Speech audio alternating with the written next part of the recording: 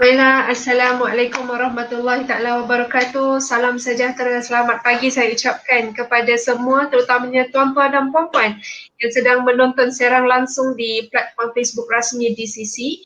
Satu program Bual Bicara yang kita bawakan khas dari Diet Care Center, Pusat Pengajian Dietetik Fakulti Sains Kesihatan, UiTM Puncak Alam. Terima kasih saya ucapkan kepada semua para penonton yang mengikuti dan sudi meluangkan masa bersama-sama kita pada pagi ini, dan saya percaya perkongsian kita pada pagi ini akan memberi banyak manfaat dan saya percaya ia sedikit sebanyak dapat menambah ilmu pengetahuan kepada semua.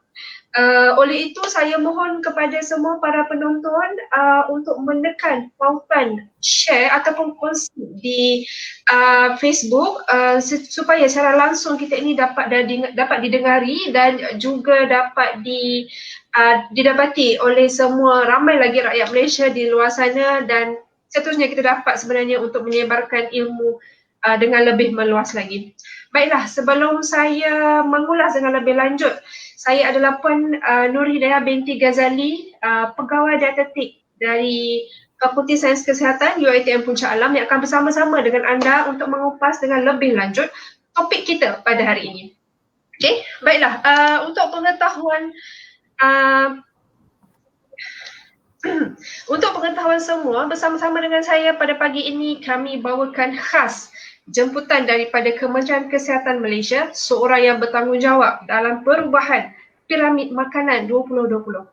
Puan Rozalina Ismail, seorang anak jati kelahiran Keratong, Rompin, Pahang, dilahirkan pada 8 Jun 1981, memiliki ijazah sarjana muda Sains Pemakanan dan Kesihatan Komuniti dari Fakulti Perubatan Sains Kesihatan UPM. Dan beliau juga baru sahaja menamatkan pengajian master ataupun ijazah sarjana dalam bidang yang sama juga daripada Fakulti Sains Kesihatan dan Perubatan UPM.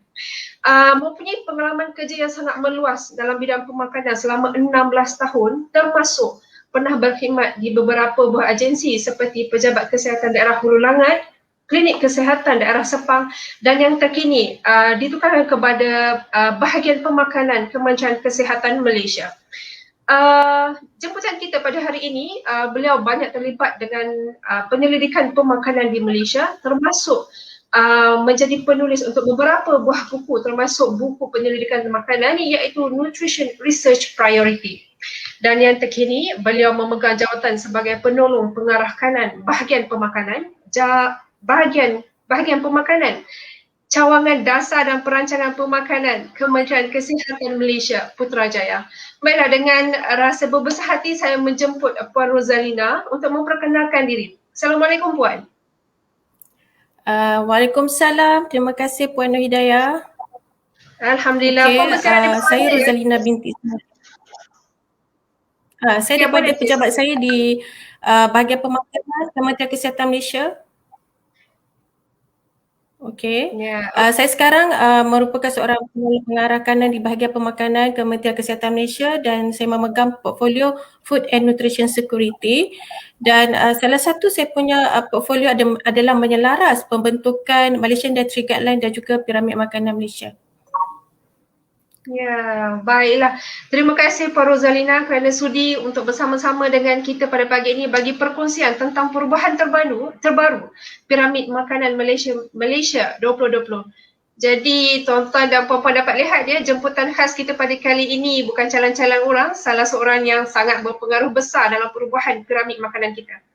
Baiklah, satu tajuk yang masih baru diperkatakan di negara kita iaitu pertukaran atau perubahan piramid makanan yang telah diperkenalkan oleh Kementerian Kesihatan Malaysia pada minggu yang lalu. Seperti yang kita ketahui bahawa piramid makanan yang terdahulu pernah diperkenalkan pada tahun 2010 dan saya percaya pada ketika itu beberapa fasa penyelidikan telah dilakukan sebelum terbentuknya piramid makanan mengikut piramid makanan pada ketika itu. Jadi Puan Rozalina, boleh Puan terangkan dengan lebih lanjut apakah kelainan atau perubahan utama yang telah dibuat dalam piramid makanan yang terbaru ini dan apakah fungsi sebenarnya? Okey. Bismillahirrahmanirrahim. Terima kasih sekali lagi Puan Nur Hidayah dan juga UiTM serta rakyat Malaysia yang sedang menonton sekarang. Saya mengucapkan terima kasih di atas perkongsian platform ini di mana kami pihak Bahagian Pemakanan boleh memperkenalkan, membuat advokasi Malaysian Food Pyramid 2020 kepada seluruh rakyat Malaysia.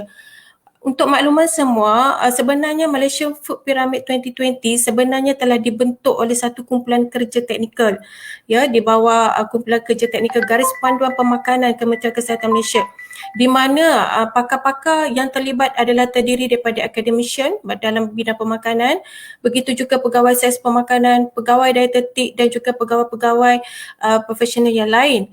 Jadi Malaysia Food Pyramid 2020 dia merupakan satu bahan ataupun garis panduan untuk menggalakkan rakyat Malaysia makan dengan lebih sihat, merupakan satu bahan pendidikan yang boleh membantu rakyat Malaysia untuk memilih makanan yang lebih sihat.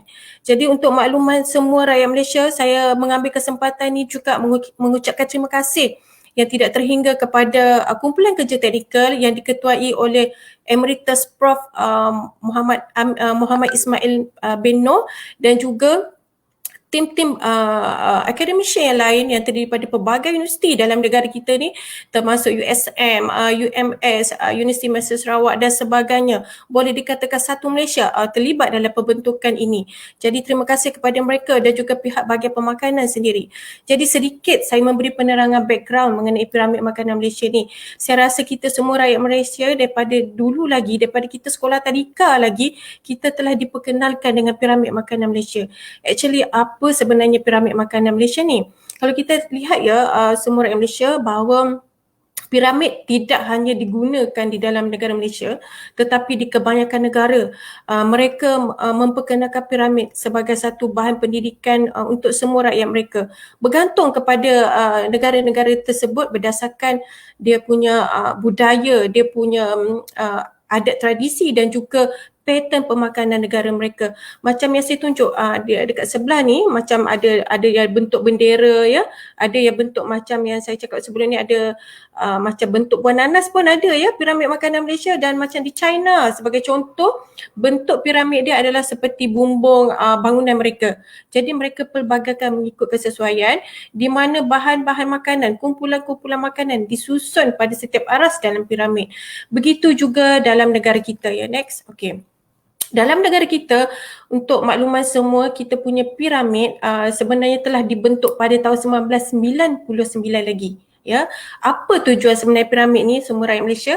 Tujuan piramid ni sebenarnya dia merupakan satu terjemahan ataupun kita kata pictorial, gambar rajah yang membantu rakyat Malaysia untuk lebih memahami dan lebih orang kata lagi senang lah nak bila kita nak ingat. Sebagai contoh sebenarnya dia diekstrak daripada Panduan Diet Malaysia. Okey, Panduan Diet Malaysia sebenarnya kita ada 14 mesej utama, di mana mesej utama yang pertama itu makan pelbagai jenis makanan itu mengandungi piramid makanan Malaysia. Jadi piramid makanan Malaysia dikeluarkan sebab ataupun diterjemahkan, panduan diet tersebut diterjemahkan kepada piramid untuk rakyat Malaysia lagi mudah faham.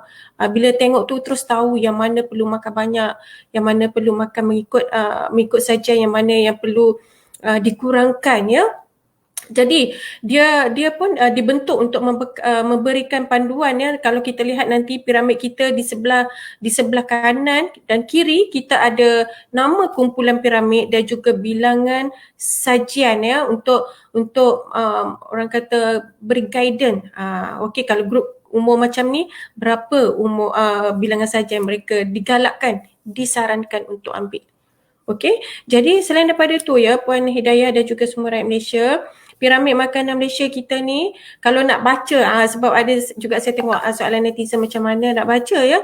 Kalau nak baca piramid tu sebenarnya daripada bawah, daripada dasar dan ke atas.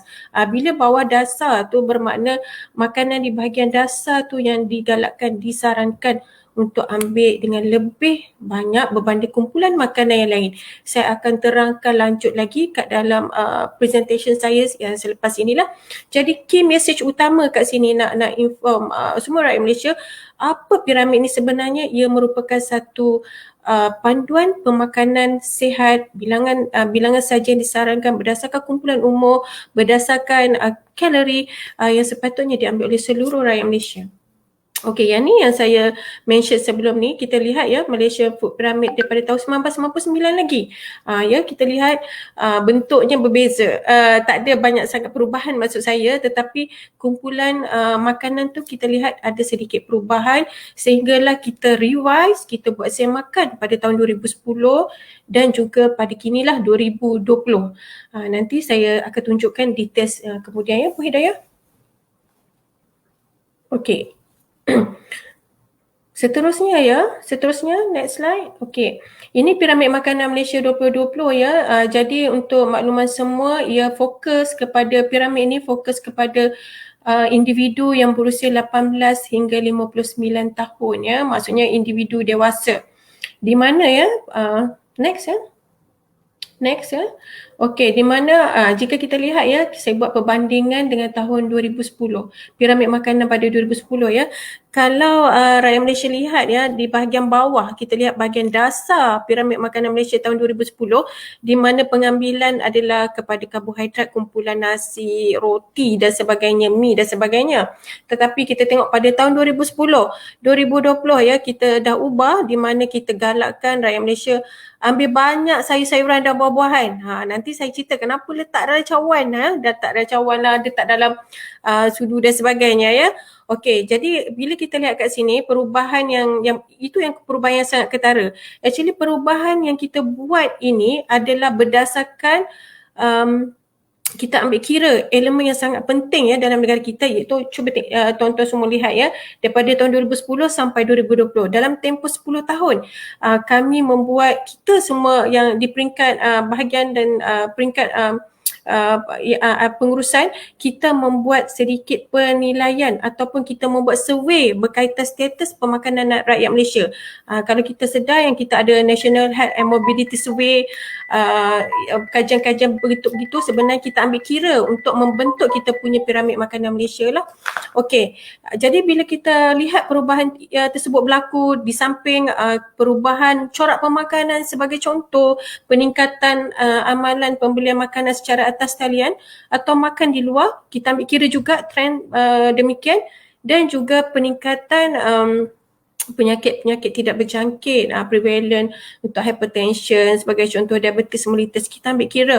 Kenapa kita ubah kepada piramid yang baru, and pada masa yang sama juga kita rujuk kepada recommended nutrient intake 2017, itu paling penting sarana pemakanan untuk rakyat Malaysia dalam RNI ya. Kalau saya boleh tunjuk yang ni ya, RNI, rakyat Malaysia semua tengok, kalau biasa tengok dekat laman web kami pun ada ya RNI ni.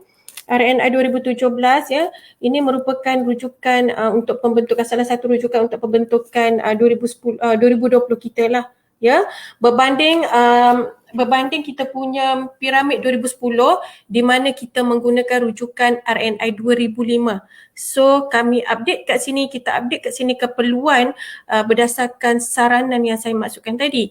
Okey, selain daripada tu penilaian status dan corak pemakanan dan juga RNI, kita ambil kira juga daripada saranan-saranan daripada WHO dan sebagainya lah ya, pertubuhan dunia, dan juga fakta-fakta saintifik, penemuan saintifik berkaitan pemakanan.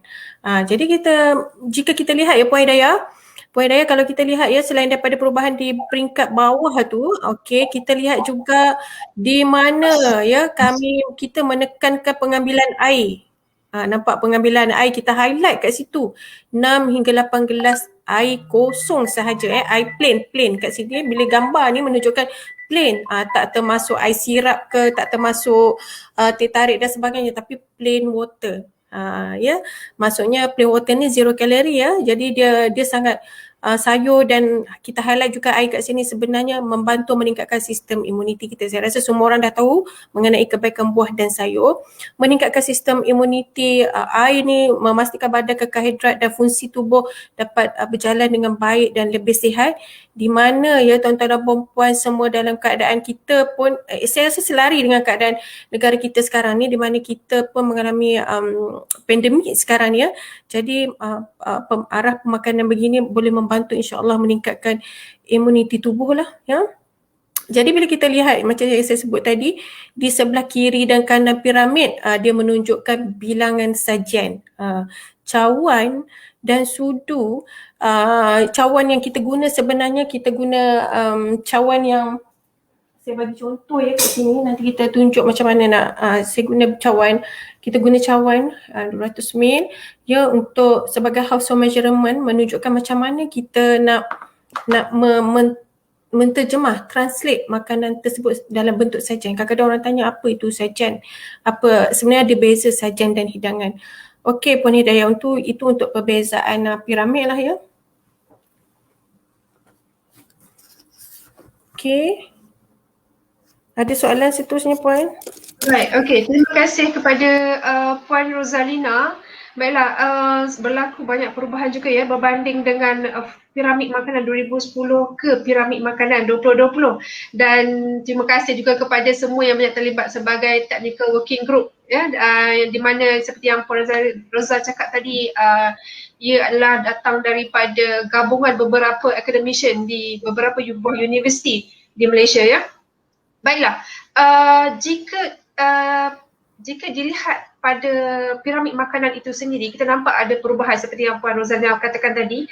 Jika sebelum ini, aras yang paling bawah itu adalah aras kumpulan karbohidrat, iaitu seperti contoh nasi, mi, roti, dan aras yang kedua ke atas adalah aras di mana ia adalah datang daripada kumpulan serat, iaitu buah-buahan dan sayur-sayuran. Namun untuk piramid makanan yang terbaru, dia bertukar aras bagi kedua-dua ini, dan penambahan elemen yang lain seperti yang Puan Rozalina katakan tadi adalah penambahan air kosong ya. Jadi apakah faktor-faktor yang mempengaruhi pihak Kementerian Kesihatan untuk membuat pembaharuan tersebut kepada piramid makanan kita?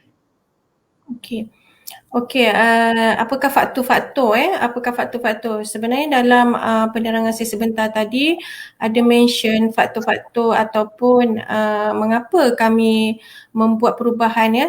Itu yang bermula daripada penerbitan pada 1999 sehingga tahun 2010. Dalam masa tempoh 10 tahun sampailah 2010 sehinggalah 2020. 10 jangka masa 10 tahun juga. Pada masa itu kita di peringkat atasan menilai, melihat status pemakanan rakyat Malaysia. Dan itu yang saya katakan, kita mengambil kira perubahan corak, trend, dan kita sesuaikan piramid makanan Malaysia inline dengan keadaan sekarang. Di mana bila kita sesuaikan tu, so apa kita nak galakkan sebagai contoh ya, dekat dalam piramid makanan Malaysia 2010, sebenarnya macam saya mention sebelum ni, dia merupakan ekstrak daripada Panduan Diet Malaysia tahun 2010 juga. Okey, Panduan Diet Malaysia tahun 2010 dia mengandungi 14 mesej utama juga. Okey, dan Panduan Diet Malaysia 2020 juga mengandungi 14 mesej utama juga, dikekalkan mesej utama tu. Tetapi pada tahun 2020 ni, mesej nombor 4 nanti bila kita tengok bila dah keluar buku tu nanti mesej nombor 4 kita ambil kira, kita galakkan sebagai contoh pembelian makanan di atas talian ataupun makan di luar, tetapi pemilihan makanan yang lebih sihat, dan juga kita galakkan pada masa sama kita galakkan masak makanan yang sihat di rumah. Maksudnya kita tak boleh nak kata okey rakyat Malaysia tak boleh nak pergi kedai makan, tak, kita tak mention macam tu. Tetapi jika kita nak makan di luar, kita ada cara macam mana nak pilih makanan yang lebih sihat, dan juga pada masa sama kita boleh buat praktis kita untuk menjadikan amalan masak di rumah, masak makanan yang lebih sihat di rumah. Jadi itu antara komponen yang salah satu komponen penting yang telah kita update inline dengan keadaan semasa sekarang, dengan pembelian makanan atas talian dan sebagainya. Okey, jadi selain daripada itu, macam saya nak sebut tadi, dari segi RNI 2017 antara rujukan utama juga. Dan kalau tuan-tuan dan puan-puan lihat ya piramid tu sendiri, kalau boleh dekat slide piramid tadi ya, back to the slide pyramid. Okay, kalau piramid ni kita ada mention kalau kita ambil kumpulan kumpulan karbohidrat ni, sebelum ni tak ada mention bijirin dan produk bijirin penuh ya, maksudnya yang tinggi fiber serat. Kali ni kita mention dengan jelas di piramid. Sebelum ni dekat dalam piramid ni ada mention, tapi ada mention dekat dalam panduan diet Malaysia 2010. Tapi ni kita mention juga dalam panduan 2020 dan kita appearkan juga pada kita punya piramid makanan tu sendiri. Jadi kat sini saya rasa rakyat Malaysia bila dia tengok piramid ni, dia boleh terus ingat message apa yang nak bawa balik ke rumah lah. Tapi tuan-tuan dan perempuan jangan guna sampai dua-dua piramid ya. Guna yang ni je sekarang 2020. Saya takut guna dua-dua confuse pula. Jadi kita guna 2020 dan seterusnya lah untuk masa tengok dan masa 10 tahun akan datang bagaimana ya. Okey, dan seterusnya kalau kat sini kita pun highlight kepelbagaian ya. Maksud saya bila kita letak gambar-gambar pelbagai dalam ni, tidak semestinya rakyat Malaysia makan apa yang dalam gambar je ya. Jangan salah faham. Sebenarnya ini adalah orang kata sebagai contoh wakil makanan-makanan daripada sumber kumpulan tersebut.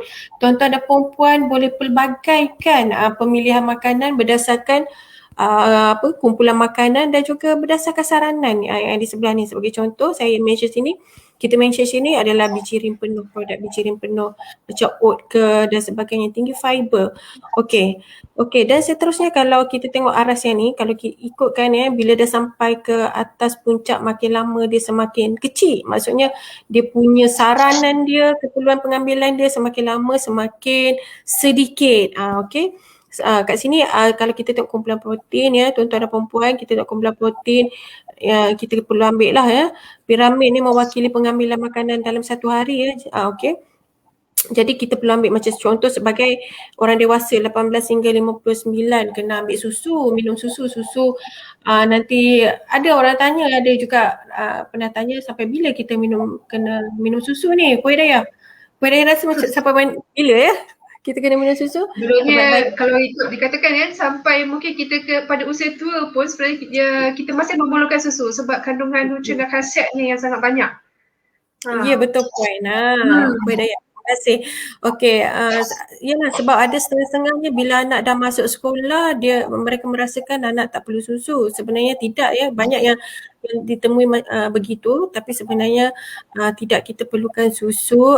Sebaik-baiknya sampailah ke penghujung nyawa kita lah. Okey, susu dan susu pekat manis tidak termasuk ya, tahu-tahu dah pun tidak termasuk dalam grup ini. Lepas tu selain daripada susu alternatif dia, kita boleh pilih yogurt, yogurt yang plain yogurt tu dan sebagainya lah ya, dan keju ya, ada juga kat sini. Dan lepas tu yang ni ikan. Ikan kalau tuan-tuan dan perempuan semua lihat ya, kalau yang piramid lama kita tak ada dia macam cluttered lah, maksudnya semua makanan kita kumpulkan bersama-sama. Tapi kat sini ikan, kat sini gambar-gambar kat sini semua kita ambil kira berdasarkan saya saja. Sebagai contoh ikan pun kita letak seekor juga kat sini, menunjukkan ikan setiap hari adalah digalakkan untuk makan seekor ikan lah ya.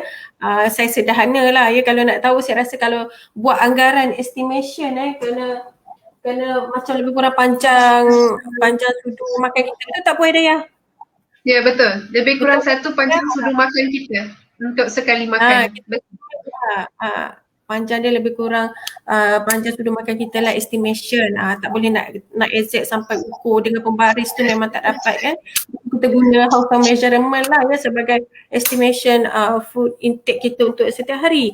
Okey, dan sebagainya kita galakkan juga boleh nak makan daging dan sebagainya, tapi kita buangkan bahagian berlemak ya. Kalau tengok gambar tu pun tak ada lemak tu. Kulit pun dibuang tu ya, nak menunjukkan message tu kita nak sampaikan bahawa kita kurangkan lemak-lemak lah bila masak tu, kita kurangkan. Ya, okey. Dan seterusnya ada juga telur. Telur boleh makan tuan-tuan dan puan-puan. Kalau nak lebih healthy, lebih sihat katanya, sebab makanan lain kita dah goreng-goreng, telur tu kita rebus lah. Gitu kan. Okey. Dan bahagian paling atas sekali kalau tuan-tuan dan puan-puan tengok tu, dia bukan kumpulan makanan. Dalam grup ni, grup piramid kita ni, kita ada 5 kumpulan makanan pada 4 aras. Ni kita tengok 4 aras, 1, 2, 3, 4. Tapi grup dia 1, 2, 3, 4, 5. Tapi yang ni kita adalah makanan, ini adalah penambah perisa. Kita kata penambah perisa dalam kesemua makanan ni. Okey. Jadi penambah perisa ni kita galakkan untuk ambil sedikit lah ya, ambil sedikit. Misal katalah kita dah buat masak kicap tuan-tuan dan puan-puan, kalau boleh tak perlu lagi kita tambah garam. Betul ya Puan Hidayah? Masak kicap ayam, betul tak Puan Hidayah? Ya, betul. Sebab sebenarnya kandungan garam dalam kicap itu sendiri sebenarnya dah tinggi kan Puan Rozalina? Ya betul Puan Hidayah. Terima kasih Puan Hidayah bantu. Tak apa. Ya, jadi kita galakkan macam minyak pun sebenarnya bukan tak boleh ambil ya, kita boleh ambil tapi semuanya dalam keadaan yang sederhana dan sedikit, dan orang kata tidak berlebih-lebih lah, sebab apa-apa saja jika berlebihan yang sepatutnya sebenarnya tidak berapa baik lah ya. Jadi semuanya diambil dalam kadar-kadar yang sedikit lah tuan-tuan dan puan-puan. Okey, seterusnya. Okay lah. So jadi tuan-puan dapat lihat ya, penerangan daripada Puan Rozalina, sebenarnya ada kepentingan kenapa pihak Kementerian Kesihatan Malaysia membuat perubahan kepada piramid makanan kita. Status pemakanan rakyat Malaysia menjadi titik tolak saya rasa kepada perubahan piramid makanan Malaysia berbanding 10 tahun yang lepas, iaitu pada tahun 2010. Baiklah Puan Rozalina, sebelum kita bertanya tentang lebih lanjut topik kita pada hari ini, izinkan saya untuk membuat sedikit pengumuman ya tentang program yang akan dijalankan oleh pihak Diet Care Center, iaitu Slim Possible MCO 2.0. Jika tuan-tuan dan puan-puan dapat lihat pada skrin sekarang ni adalah rentetan kepada Slim Possible MCO 1.0, Manage Calories on Your Own, iaitu siri pertama yang telah dijalankan pada Februari yang lepas. Disebabkan sambutan yang hangat daripada orang ramai, maka kami bawakan siri yang kedua yang akan berlangsung pada 27 dan 28 Mac 2021 dengan yuran pendaftaran serendah RM80 sahaja, iaitu jika tuan-tuan dan puan-puan mendaftar sebelum 28 Februari 2021, dan yuran penyertaan itu akan menjadi RM99 jika pendaftaran dilakukan selepas 28 Februari dan sebelum 21 Mac 2021. Saya memberi jaminan bahawa program ini adalah program yang sangat menarik, dan jika tuan-tuan dan puan-puan dapat membuat perbezaan program penurunan berat badan yang telah dijalankan di luar, puan dapat melihat perbezaan yuran pendaftaran yang boleh mencecah sehingga ratusan ringgit, tapi belum menjamin tuan-tuan dan puan-puan akan berjumpa dengan pakar pemakanan yang bertauliah. Namun jika tuan-tuan dan puan-puan menyertai program ini, iaitu program yang dianjurkan oleh Diet Care Center, tuan-puan sendiri akan berjumpa dengan pegawai dietetik bertauliah, serta kami bawakan seorang pegawai fisioterapi yang akan memperkenalkan kepada anda jenis-jenis senaman yang bersesuaian untuk anda. Jadi anda boleh berkomunikasi dengan mereka secara langsung, dan anda digalakkan untuk membuat pendaftaran sekarang melalui link pendaftaran yang mungkin akan disiarkan sekarang di skrin. Ya, okey, link pendaftaran akan disiarkan, dan juga link pendaftaran itu akan diberi di Facebook laman rasmi, Facebook rasmi Diet Care Center. Selain daripada itu, tuan-tuan puan juga boleh untuk scan QR code atau menghubungi pegawai kami di talian 0102255586. Jadi untuk mendapatkan yuran pendaftaran yang lebih rendah sebelum 28 Februari, jomlah daftar beramai-ramai untuk menyertai program kami pada kali ini. Dan juga sedikit peringatan ya kepada semua penonton, jika anda mempunyai sebarang pertanyaan kepada panel jemputan kita pada pagi ini, puan boleh kemukakan soalan tuan-tuan dan puan-puan di laman rasmi Facebook Diet Care Center, dan insyaAllah kami akan kemukakan soalan-soalan anda pada akhir sesi kami nanti. Baiklah Puan Roza, berbalik pada Puan Rozalina kita sambung perbincangan kita balik. Jika dilihat contoh piramid makanan seluruh dunia seperti yang Puan Rozalina katakan tadi, bentuk nenas kalau di negara China dia ada bentuk atap dia macam pagoda. Okey, mempunyai pelbagai bentuk, saiz, color dan pelbagai makanan. Okey, namun apa yang saya dapat lihat adalah perbezaan utama piramid makanan Malaysia yang kita bawakan adalah gambar yang diletakkan pada piramid tersebut adalah dalam bentuk sukatan. Seperti yang Puan Roza katakan tadi, kita ada cawan, sudu, Sebenarnya apa maksudnya tu Puan? Saya rasa ramai di kalangan orang ramai di luar, memang kita tanya-tanya kenapa mesti letak dalam cawan? Kenapa kena letak dalam sudu? So, apakah maksud di sebalik benda? Silakan Puan. Terima kasih Puan Hidayah. Okey. Jadi untuk semua rakyat Malaysia yang sedang menonton, terima kasih kerana semua mengambil inisiatif untuk mengetahui mengenai piramid makanan Malaysia yang baru ini. Okey, jadi mengapa bila kita letak dekat dalam gambar piramid itu kita ubah berbanding tahun 2010. Jika kita lihat tahun 2010 cluttered semua makanan di dalam tu menunjukkan makanan tu boleh diambil daripada berbagai jenis lah. Okey, sekarang ni setelah 10 tahun kita rasa adalah satu keperluan untuk memberi perkongsian dengan rakyat Malaysia bahawa penting untuk kita buat anggaran mengenai pengambilan sajian makanan kita lah. Okey, jadi kenapa sudu, cawan dan sebagainya sebab itu adalah yang paling mudah kita gunakan, paling mudah kita perolehi dan yang paling penting itu adalah household measurement di mana peralatan tersebut itulah yang kita gunakan untuk kita makan dan sebagainya. Jadi barang-barang ni semua sangat rapat dengan diri kita. Sangat rapat dekat dapur kita, sangat rapat dengan diri kita. Memang selalu kita guna, everyday kita guna.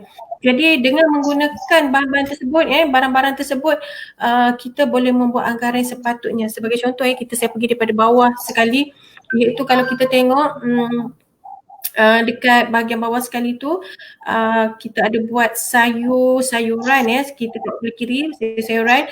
Kat situ ada sebenarnya gambar sayur yang dah dimasak dengan yang belum masak. Yang belum masak tu ulam lah Okey, yang sayur yang dah dimasak macam bayam, sawi ni dia punya kuantiti satu sajian dia satu sajian, nak kata kat bawah tu ambil 3 kan, satu sajian. Okey, saya guna senduk ni juga.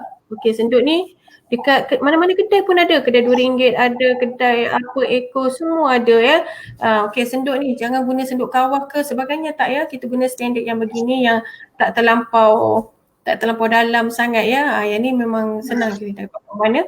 Jadi satu saja sayur yang kita dah masak tu adalah satu senduk. Satu senduk kita try adjust masuk kat dalam satu cawan. Saya guna cawan lah kat dalam tu satu cawan. Okey, bila satu cawan dia dapat separuh. Okey, sayur yang dah dimasak dapat separuh cawan menunjukkan satu sajian. Okey, dia menunjukkan satu sajian. Dia menunjukkan satu sajian. Okey, lepas tu misal katalah sebagai contoh kita makan breakfast pagi, kita makan nasi lemak. Okey, nasi lemak sedap dan memang makanan kita punya makanan dalam negara kita lah yang kita kata makanan heritage yang diwarisi turun-temurun makanan melambangkan Malaysia. Okey, jadinya nasi lemak ni kalau kita selalunya ditimbun dan sebagainya, kali ni kita tambah sikit kangkung rebus Puan Hidayah. Kita tambah kangkung rebus. Tuan-tuan boleh ambil satu senduk kangkung, letak dalam nasi lemak lah sebagai contoh okey, kita letak itu satu sajian dah tu. Satu sajian ataupun kita buat anggaran kita tak ada senduk tu lah. Kita tak ada senduk, kita tak dalam cawan. Okey, buat anggaran letaklah dalam cawan ni, cawan 200 ml okey. Lepas tu kita letak itu menunjukkan kita dah dapat satu sajian. Okey, bila tengah hari tuan-tuan dan perempuan nak makan lunch. Okey, nak makan lunch kita makan nasi biasa dengan maybe kita nak buat masak air bayam ke bayam yang dah campur cendawan ke, kita letak sama juga sukatan dia, satu sendok ataupun setengah cawan ni dah dapat 2 sajian tuan-tuan. Okey, lepas tu malam, disebabkan pagi, siang, malam tu kita dah makan makanan yang sayur dah masak, maybe malam tu kita nak makan ulam raja, let's say ulam raja. Jadi ulam raja dia tak masak lagi, dia raw, jadi kita kena masukkan dalam cawan, dia penuh ni, penuh satu cawan adalah satu sajian. Maksudnya senang je sekarang ni, yang tak masak dia satu cawan satu sajian, yang dah masak separuh cawan adalah satu sajian. Jadi bila kita tengok kat situ dah capai sebenarnya 3 saja satu hari, dan kalau kita ambil lebih pun lebih baik. Sebagai contoh, kalau sebab sayur ni dia pun kalau kita tak masak boleh diabaikan kalori dia lah ya, terutama sayur berdaun lah. Kalau kita tambah dengan minyak semua tu, pengiraan kalori tu adalah daripada minyak dan sebagainya yang kita goreng tu. Okey, jadi dah dapat 3 sajian. Okey, kalau misal katalah waktu tea time ke, tuan-tuan dan perempuan nak makan contoh nak makan apa, salad dan sebagainya pun, yang ataupun macam tomato yang kecil-kecil tu, yang macam tomato, sweet tomato tu pun itu dah menunjukkan pengambilan sayur kita pun dah mengikut saranan. Okey, macam buah buah kita tengok, buah kita tak cawan lah ya. Okey, buah ni buah apple ya, buah apple saya rasa senang buat anggaran. Kalau kita pegang macam ni, itu satu sajian untuk apple, satu sajian untuk macam buah limau ya, buah limau semua dah biasa dah semua ni. Okey, buah limau satu sajian, dah 2 biji mungkin kita makan tengah hari, satu lagi kita makan waktu malam ke, itu dah dapat 2 sajian tuan-tuan. Maksudnya sebenarnya macam kita boleh apply lah selain daripada buah ni, buah pisang ya, buah pisang ke, ataupun kalau tembikai tu kita potong yang jual biasa kat kedai, kita potong slice sekeping macam tu pun dah satu sajian ya. Begitu juga dengan buah-buah lain. Kalau jambu air, kalau tengok kat situ jambu air jambu air kecil-kecil tu tau, yang kecil-kecil tu tuan-tuan dan perempuan, yang tu dalam 7 hingga 8 biji tu satu sajian. Okey, sebelum saya tahu apa yang penting nak mention, piramid ni adalah untuk populasi yang sihat. Kalau populasi yang ada penyakit diabetes ke, ada penyakit hypertension ke, yang tu dia ada rawatan lain. Ya betul Puan Hidayah? Dia ada lain ya, yang orang yang sihat ya, yang untuk kita prevent daripada peningkatan penyakit-penyakit tersebut lah. Okey, jadi yang saya mention tu buah dan sayur. Dan kalau level yang kedua, kita letak nasi dalam senduk. Nasi dalam senduk lah. Sebab kita senduk nasi dalam periuk tu, satu sajian tuan-tuan dan perempuan, satu sajian tu yang tidak membumbung. Janganlah disebabkan satu senduk je kita pun bersungguh-sungguh cedok sampai dia membumbung, itu tidak dikira satu sajian tuan-tuan dan perempuan. Dia kena rata, ambil dengan just nice, macam tu. Okey, itu satu, kalau 2 senduk tu satu sajian ya. Okey, selain daripada tu kita roti fiber kita galakkan. Ni roti fiber, ni model makanan, saya boleh pegang-pegang. Okey, ini kita lebih macam yang tadi kita tengok karbohidrat tadi, kita galakkan yang tinggi kandungan fiber, tinggi kandungan serat. So kita boleh ambil yang roti yang apa tu, tinggi kandungan fiber, tinggi kandungan serat lah ya, boleh tukar-tukar. Okey, selain daripada tu kita tengok oat ya dan sebagainya tu kan, macam satu bihun ni kebiasaan kita ambil juga. Bihun ni kalau dia punya tingkatan dia, kalau satu sajian dia adalah 1.5 cawan. Satu, lepas tu setengah lagi. Dia baru, sebenarnya yang saya tunjuk yang kita tunjuk kat piramid ni, dia mewakili satu sajian lah. Kalau bihun 1.5 cawan, kalau mi 1 cawan macam tu. Kalau nasi tadi 2 senduk tadi, dia satu sajian macam tu. Okey, ada orang tanya apa beza sajian dengan hidangan. Okey, jadi term ni kita guna serving menunjukkan sajian dalam kita menganggarkan jumlah makanan yang perlu diambil, kita panggil term sajian. Okey, kalau hidangan maksudnya okey, kita letak nasi, kita letak air, kita letak lauk tu, itu hidangan kita. Tapi kalau sajian ni kita merujuk kepada kita punya amount. Betul ya Puan Hidayah ya? Ya betul. Okay. Sajian tu maksudnya adalah sajian tu adalah bermaksud setiap satu jenis makanan berbanding dengan hidangan, dia adalah satu hidangan yang lengkap. Ada protein. Betul, sajian Dia dalam piramid dia merujuk kepada kita nak panggil untuk satu sajian makanan, satu sajian nasi, macam mana, macam tu. Okey, dan seterusnya kita yang ke atas, kalau susu ataupun air, kita guna 250 ml ikatan gelas, macam ni. Air kosong, air plain ataupun air yang kurang yang tak ada kita add dengan gula ke apa ke, kita tak nak yang macam tu lah. Dia betul-betul plain. Okey, kalau lagi satu ini susu, yogurt. Kalau yogurt ni yang pendek tu dia 2 pot tu. 2 pot tu adalah satu sajian. Kadang-kadang kita makan satu pot je kan, satu pot tu dia sebenarnya tak capai untuk satu sajian lah. Sebab kita fokus kepada kalsium juga kat situ. Jadi untuk cukupkan pengambilan tu dia 2 pot kat sini. Okey, selain daripada tu kita legium ni penting, nak kata legium apa, contoh dia macam soya tu legium, macam tempe ke, dia adalah legium, dia refer kepada protein. Dia refer kepada protein, dia merujuk kepada protein. Macam kalau kita nak makan legium tu satu tapak tangan tu, satu sajian macam tu. Okey, seterusnya kalau tuan-tuan makan ni seketul ayam. Seketul ayam itu kita panggil satu sajian juga, satu ekor ikan yang saya kata anggaran macam sudu ni tadi pun, panjang dia pun itu adalah satu sajian juga ya. Tapi bila janganlah sekali protein tu bila dah ada ayam, ada juga campur ikan lagi, campur telur lagi, jangan semua campur ya tuan-tuan. Maksudnya bila dah makan ikan untuk satu meal, maybe satu meal lagi, satu makan dinner pula kita ambil telur ke dan sebagainya lah, kita alternate macam tu. Okey, legium satu sajian half cup, macam tadi macam tempe tadi tu satu palm macam tu. Okey, lepas tu yang ni kat atas ni macam mana ada orang tanya apa keperluan yang ke atas ni. Okey, yang ke atas ni dia penambah perisa, selalunya dia memang boleh meningkatkan appetite kita untuk makan lah. Kadang-kadang kita dah lupa dah makanan kita kat karbo ni berapa sajian bila dah ada appetizer. Bila dah makan banyak tu jangan lupa exercise tuan-tuan dan puan-puan. Itu untuk membantu kita energy balance lah. Okey, jadi yang atas ni bila kita kata apa keperluan dia, sebenarnya kalau ikutkan WHO dia menggalakkan kita ambil garam kurang daripada 5 gram per day. Jadi kita kena tahu daripada atas sampai bawah ni dah berapa banyak garam yang kita makan. Sampailah ke atas sekali. Kadang-kadang kita nak makan, maybe kita nak makan something yang macam rasa masin sikit yang biasa kita makan, tradisi kita makan ni, kita kena agak-agak disebabkan ikan tadi dah goreng letak garam, ni pun ada garam kita buat andaian anggaran, agak-agaknya dia kena kurang daripada 5 gram per day. 5 gram per day itu sebenarnya satu sudut teh. Ya Puan Daya? Betul kan? Yes. Okey.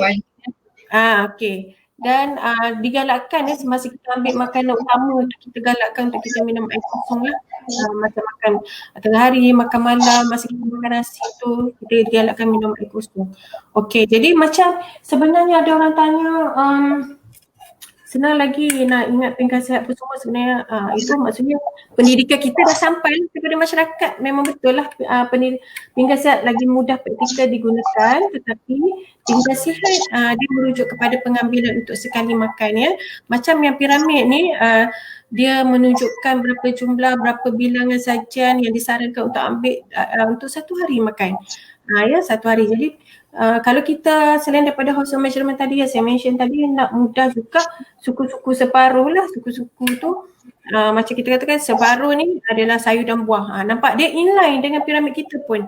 Piramid kita pun kat bawah sekali pun buah dengan sayur banyak. Jadi memang inline kita punya pinggan ni.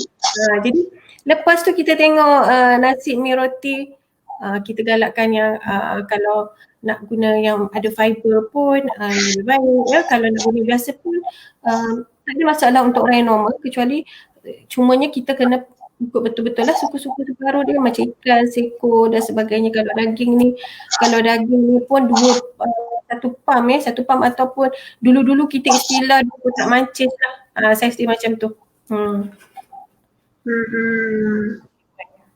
Selain daripada tu ada satu lagi piramid ni sebenarnya kita pun ambil kira kajian ke atas aktiviti fizikal rakyat Malaysia. Adakah kita digolongkan dalam sedentary ataupun aktif ataupun tak aktif lah ya. Jadi kita ambil kira semua benda-benda berkaitan lah untuk kita membentuk saranan bagi rakyat kita. Jadi Puan Rozalina, sebenarnya rakyat Malaysia ni consider sedentary ke, aktif ke, macam mana Puan? Okay, secara general kita boleh dikatakan sebagai sedentary lah, tambah-tambah lagi dalam keadaan MCO.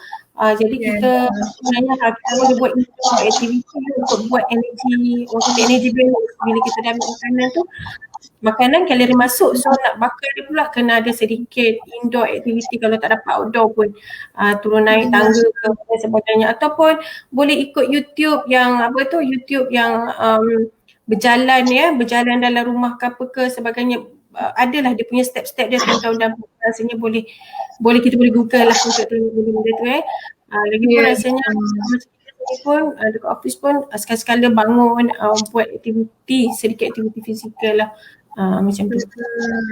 So sebenarnya apa yang diperkatakan oleh Puan Rozalina tadi setiap makanan yang ada pada piramid makanan itu mempunyai sukatan, okey? Ataupun kita kata setiap makanan yang ada di Malaysia ni sebenarnya mempunyai sukatan yang betul. Maksudnya berapa banyak yang kita sepatutnya kena makan, ya. Tidak kisahlah makanan itu datang daripada sumber karbohidrat, sumber protein, sumber lemak, ya. Semuanya itu mempunyai sukatan, termasuk buah-buahan dan juga sayur-sayuran. Jadi kepada tuan-tuan dan puan-puan penonton kita pada hari ini, langkah pertama anda adalah untuk belajar sukatan yang betul untuk makanan harian anda. Setiap gigitan anda menyumbang kepada kalori dan ataupun jumlah tenaga yang anda ambil. Jika berlebihan akan memudaratkan kesihatan anda sendiri. Baiklah Puan Rozalina, hampir 45 minit ya kita bersiaran pada ketika ini. Saya rasa satu perkongsian yang sangat bermanfaat kepada semua, dan saya pasti tuan-tuan dan puan-puan dan di luar sana mempelajari ilmu yang baru untuk kita kongsi kepada keluarga dan rakan-rakan pada masa akan datang. Baiklah, mungkin Puan Rozalina kita boleh ambil beberapa soalan daripada penonton kita di Facebook Live, ya Puan Rozalina? Ya. Boleh. Okay. Tadi saya ada mention apa beza sajian dan hidangan, kita dah mention. Okey, apa tu air termasuk tak air jus atau air sup? Sebenarnya kalau air jus ni pun kita risau sebab kadang-kadang kita added some sugar. So sebenarnya sugar kat situ yang kita sangat-sangat titik beratkan lah, sebab sugar sebenarnya dia akan meningkatkan pertambahan kalori. Jadi nombor 3, di mana kami boleh dapatkan rujukan terbaru di Malaysia ni? Okey, buat masa sekarang kita hanya ada piramid ni kita keluarkan di bahagian pemakanan, boleh tengok website bahagian pemakanan. Dan untuk makluman kita pun sedang ya ke arah untuk mengeluarkan panduan diet Malaysia 2020. Nanti bila dah keluar kita pun akan upload dekat dalam kita punya website bahagian pemakanan. So kita insyaAllah kita boleh dapat secara secara online lah ya. Okey, kalau tengok sarapan biji apple sebagai dada ayam ni, adakah corak pemakanan seperti ini mencukupi? Okey, sebenarnya dia bergantung juga kepada culture, ekonomi, iklim, bukan ekonomi, kepada culture, keadaan negara tertentu, dan pengambilan kalori ni pun dia bergantung kepada jantina, ya, umur. Lepas tu aktiviti pekerjaan ya, kalau dekat Korea dia kata makan saja sarapan sebiji apple lunch. Okey, ni kena tengok balik, kena kira, kena kalkulate tu cukup ke tak ya Puan? Betul tak Puan Daya? Tapi saya rasa kalau kita lihatkan kepada corak pemakanan kita di Malaysia kan, bila kita sebut ia adalah satu hidangan, semestinya kena ada sumber daripada karbohidrat, iaitu sumber utama tenaga, protein dan juga lemak. Dan kalau jika dilihat pada soalan daripada penonton kita ni, mungkin soalan seorang peminat Korea saya rasa makan pagi hanya sebiji apple, saya rasa itu tidak mencukupi. Mencukupi ataupun tidak, saya rasa itu satu persoalan. Dan yang kedua, adakah ia memberi keseimbangan kepada keperluan tubuh badan? Yes, betul. Ya, sebab yang berdasarkan piramid kita sarankan ini adalah mencukupi keperluan. Sekiranya tuan-tuan dan puan-puan ambil makanan berdasarkan bilangan saja yang kita telah recommend pada piramid makanan Malaysia, insya-Allah dia mencukupi keperluan pemakanan harian. Tetapi kalau kita skip serta makanan, kemungkinan akan berlaku juga kekurangan mikronutrien dalam badan kita lah, tidak mencukupi untuk kita individu.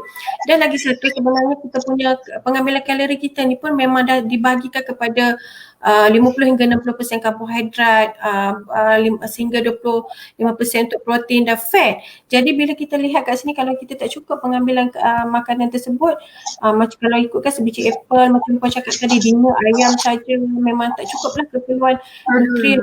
Betul. Okey, bagaimana dengan populasi di bawah 18 tahun? Masih menggunakan piramid lama ke? Okey, untuk populasi 18 tahun, buat masa sekarang kami, actually konsep still the same, suku-suku separuh, tetapi dia punya number of serving dah tentu berbeza ya dengan kumpulan orang dewasa. Jadi kita pun sedang membuat semakan untuk Malaysian Dietary Guideline ya untuk yang ni. Yang kita pun sedang buat semakan juga concurrent ya, actually kita buat juga ya. Yang ni MDG, Malaysian Dietary Guideline. Kita sedang buat juga semakan. Jadi kita akan merujuk kepada yang ni bila dah keluar lah. Buat masa sekarang kita guna RNI 2017 untuk kita tahu dia punya number of serving for each macronutrient lah. Okey, so maksudnya Pak Rozalina, maksudnya jika kita kata kanak-kanak lah, remaja dan kanak-kanak yang berusia 18 tahun ke bawah masih boleh merujuk kepada piramid Malaysia, cuma jumlah serving sahaja yang berbeza, betul? Jumlah serving, number of serving kita masih lagi guna yang ni lah, dan juga RNI 2017. Okey, apakah konten kepada susu sekiranya seseorang itu tidak minum susu? Okey, susu selain daripada tu macam kita sebut tadi, susu berada level yang sama dengan soya ya. Soya tadi pun ada yogurt ya. Jadi tuan-tuan dan puan-puan yang tidak minum susu boleh tukar kepada pengambilan minuman seperti itulah ya. Okey. Pemakanan bagi warga emas yang berusia 50 tahun ke atas, macam mana Puan Rozalina? Okey, warga emas pun sama yang berusia 59 tahun dan ke atas, kami juga sedang membuat semakan juga, dia concurrent.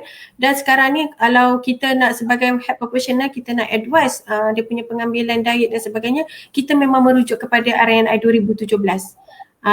RNI 2017 dalam ni still the same, dia punya saranan mikronutrien dia masih lagi sama, 50 hingga 65%. Cuma dia punya number of kalori dia, jumlah kalori dia saja berbeza mengikut kumpulan umur. Jadi based on kalori itulah kita pecahkan kepada percentage mikronutrien tadi tu. Okay. Saya rasa mungkin kepada penonton ataupun tuan-tuan dan puan-puan di luar sana yang mungkin untuk mengetahui dengan lebih lanjut apa yang Puan Rozalina katakan tadi, iaitu RNI Recommended Nutrient Intakes Malaysia 2016, MDG. So saya rasa tuan-tuan dan puan-puan boleh membuat temu janji bersama dengan kami, pegawai dietetik di FSK sebenarnya. Boleh mengisi borang di borang untuk appointment, borang untuk temu janji secara atas talian. Okey, di link yang tertera di skrin sekarang, dan juga kita akan sediakan juga di link tersebut di laman rasmi Facebook DCC. Okey. So Puan, lagi satu, saya rasa kita mungkin ada masa lagi, lebih kurang 10 minit lagi. Ada yang bertanya, sekiranya hanya consume fruits and veggie for lunch and dinner. So maksudnya adalah, adakah daripada piramid itu sendiri kita kena mengambil semua daripada atas sampai ke bawah, ataupun macam mana Puan? Let's say kita consume only fruit and veggie for lunch and dinner. So this pyramid actually kena ambil semua food for day or fruit and veggie intake tu dikira tidak follow the pyramid. Saya tak berapa faham soalan ni. Tapi macam mana tu Puan Daya? Saya bertanya, let's say kita soalannya adalah, saya rasa mungkin vegetarian kita ni hanya makan fruits and veggie pada lunch dan dinner. Jadi adakah dia tanya, adakah bila dia makan fruits and veggie lunch and dinner dia tidak follow guideline Malaysia Food Pyramid tu? Kalau Malaysia Macam kalau kita Malaysian Food Pyramid sebenarnya kita kita maksud semua kumpulan makanan tu kita ambil. Tapi kalau macam tuan-tuan dan puan-puan just ambil fruit and veggie for lunch and dinner. Tapi kita kena consume juga, kita kena tengok juga number of serving for each group tu kita capai ke tak pada siang hari. Ataupun pada waktu lain. Barulah kita follow. Ya, tapi sebaik-baiknya kalau selain daripada kumpulan makanan kita ni perlu ada kepelbagaian, kita punya time makan tu pun sebenarnya mempengaruhi kita punya status pemakanan. Okey, macam sebagai contoh lah, misal katalah tuan-tuan dan puan-puan hanya makan lunch and dinner tu sayur dan buah. Masa bila pula nak makan karbo? Kan, karbo, let's say kalau karbo puan makan siang, mungkin siang nak capai, let's say puan nak capai 4 serving, mungkin kena ambil banyak pada waktu tu. Okey, dan bila keadaan ni berlaku, tak seimbang pemakanan tak seimbang pun kita takut efek kepada kita punya tahap kesihatan, status kesihatan sebab waktu malam sebenarnya dia punya makronutrien walaupun karbo, jangan pandang, tak adalah karbo tak semestinya dia membawa bad effect sebenarnya karbo ni sebenarnya dia adalah makanan kepada salah satu kita punya sistem saraf kita. Jadi memang nak tak nak kita kena sebaik-baiknya ikut saranan supaya kita dapat cover semua. Saya takut bila kita skip macam tak ambil tak cukup, so tak cukup keperluan untuk fungsi sel, untuk fungsi tubuh yang baik lah. Ya. Okey, dan lagi satu berdasarkan veggie veggie and fruit ni actually kami pun ke arah untuk menghasilkan panduan diet untuk vegetarian jugalah actually ya, bila tak ambil protein daripada sumber ikan, apa alternatif dia untuk vegetarian? Sumber ikan ataupun sumber haiwan. So apa alternatif dia? Oh, maksudnya Puan Rosalia akan ada maksudnya food pyramid yang lain untuk vegetarian ke macam mana Puan? Kita ada suggestion, kita ada saranan untuk vegetarian juga lah. Okay. So sebenarnya ada beberapa lagi soalan. Ada yang bertanya tentang intermittent fasting untuk penurunan berat badan. So dan juga ada yang bertanya tentang ketogenic diet ya. So untuk ketogenic diet ni ada recommendation berapa banyak karbohidrat ataupun langsung tak payah ada karbohidrat.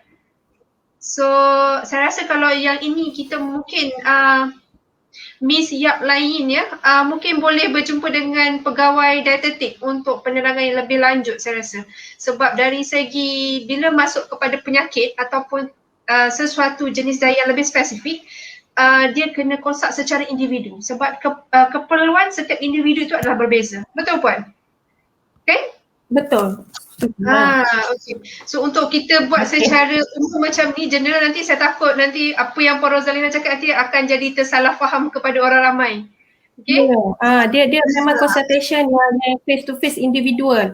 Kita kena tahu dia punya background semua, kita kena tahu. Kita kena ambil kira dia punya medical condition, kena ambil tahu. Jadi yang piramid ni macam saya sebut tadi hanya untuk general population yang sihat. Ya, jadi sebab tu kita ada mungkin kita ada treatment ataupun consultation yang lebih teliti diambil kira semasa di hospital dan sebagainya. Maybe. Betul. Baiklah. Hampir 1 jam siaran langsung kita pada pagi ini. Saya kira segala persoalan yang telah dikemukakan telah dijawab dengan baik sekali. Sebelum kita mengakhiri program kita pada pagi ini, ingin saya ingatkan kepada semua para penonton, tuan-tuan dan puan-puan, jangan lupa untuk mengisi borang kehadiran pada pautan ataupun pada link yang telah diberikan pada laman rasmi Facebook Diet Care Center bagi memudahkan pihak kami untuk urusan sijil dan juga jam latihan. Okay? Dan yang kedua, ya Puan. Okey, sebelum saya terlupa ya Puan Hidayah, ada pertanyaan lebih lanjut ya berkaitan dengan piramid makanan Malaysia ni, kita boleh kami alu-alukan ya untuk semua rakyat Malaysia berhubung dengan pegawai sains pemakanan di seluruh negara. Kita ada di klinik-klinik ya untuk mendapatkan info lebih lanjut berkaitan piramid makanan Malaysia ataupun berkaitan pemakanan sihat ya. Pegawai-pegawai kami ada di setiap klinik kesihatan, InsyaAllah seluruh Malaysia. Okey, baiklah. So jangan lupa kepada tuan-tuan dan puan-puan di luar sana, sekiranya untuk tahu dengan lebih lanjut ya, seperti yang Puan Rosalia kata, boleh pergi ke klinik kesihatan yang terdekat, kerana di situ kami menyediakan pegawai sains pemakanan yang akan membantu anda untuk penerangan yang lebih lanjut. Tapi perlu diingatkan dia adalah untuk populasi yang sihat, ya. Baiklah, jam link pautan ataupun pautan untuk kehadiran ada disediakan. Perempuan tuan-tuan dan puan-puan jangan lupa untuk isi untuk proses urusan sijil dan jam latihan. Baiklah, sedikit promotion lagi sekali, ya, bagi program Slim Possible 2.0 yang akan kami jalankan pada 27 dan 28 Mac 2021. Sebenarnya kita ada mengetengahkan beberapa modul, iaitu yang pertama starter kit to calorie deficit, di mana pemahaman utama konsep energy balance ataupun keseimbangan tenaga akan diajar, dan seterusnya pengiraan kalori seharian untuk setiap individu serta pengenalan Malaysian Dietary Guidelines seperti yang Puan Rozalina katakan tadi. Kita akan sentuh pada modul kita yang pertama ini. Okey? Selain daripada itu, pemakanan yang sihat juga kita akan sentuh jugalah pada modul pertama. Baiklah, untuk modul yang kedua, Math Magic on a Plate, ya, di mana peserta pada modul kedua ini peserta akan dibagikan kepada beberapa kumpulan, dan kumpulan tersebut akan diketuai oleh seorang pegawai dietetik yang bertauliah, ya, untuk membantu anda dengan lebih dekat dalam pengiraan yang tepat keperluan kalori seharian anda individu, bukan secara keseluruhan, secara individu, termasuk pengiraan makronutrients, karbohidrat, protein and fat. Dan yang paling penting adalah kami akan ajar anda teknik anggaran kalori berdasarkan peralatan ataupun household measurement seperti yang anda lihat pada piramid makanan. Ada sendu, ada sudu, ada cawan. So jika anda makan itu, berapa akan menyumbang kalori anda, ya. Baiklah, untuk modul yang ketiga, let's plan our meal. Jika kita lihat pada modul pertama dan kedua tadi, anda telah diberi penerangan tentang kiraan, maka pada modul yang ketiga, anda diberi kebebasan untuk membuat pelan pemakanan anda sendiri berdasarkan corak makanan, jenis makanan, cara masakan. Semuanya akan diterangkan pada modul ketiga. Dan seterusnya, modul yang terakhir, feel the burn, ya. Baiklah, kami untuk modul kali ini, feel the burn, kami bawakan kepada anda seorang pegawai fisioterapi dari Fakulti Sains Kesihatan UiTM yang akan mengajar anda dengan lebih lanjut jenis-jenis senaman ataupun exercise, utamanya for the targeted area. Okay, dan selain itu juga HIIT exercise atau kita panggil high intensity interval training, ya, turut akan diajar pada sesi program Slim Possible MCO 2.0. Okey, baiklah. Saya rasa kita dah berada di penghujung sesi bual bicara kita pada hari ini, Puan Rozalina. Sekali lagi terima kasih tidak terhingga kepada panel jemputan kita atas perkongsian yang sangat menarik sebentar tadi tentang perubahan utama piramid makanan Malaysia 2020. Semoga saya berharap Puan Rozalina tidak serik, ya, kalau jemputan lagi sekali untuk perkongsian yang lebih menarik. Baiklah, terima kasih kepada para penonton kerana bersama-sama dengan kami selama 1 jam untuk perkongsian ini, dan semoga kita dapat bertemu lagi di program akan datang dengan perkongsian yang lebih menarik. Baiklah. Jangan lupa untuk follow Facebook kami Diet Care Center untuk anda mendapatkan maklumat dengan lebih lanjut tentang program-program yang akan kami jalankan, serta jangan lupa daftar untuk program Slim Possible MCO Manage Your Own Calories 2.0 serta dapatkan temu janji secara virtual bersama pegawai dietetik kami, di mana anda juga boleh mendaftarnya di pautan ataupun di link yang telah disediakan di Facebook rasmi DCC. Baiklah, sehingga itu saja daripada saya, dan juga terima kasih banyak-banyak kepada Puan Rozalina Ismail. Kepada tuan-tuan puan-puan di luar sana, penonton di suara kepada semua rakyat Malaysia, jaga diri, jaga kesihatan. Kita masih dalam pandemik COVID-19, patuhi SOP walau di mana jua anda berada. Sekian saja daripada saya. Assalamualaikum warahmatullahi wabarakatuh dan terima kasih.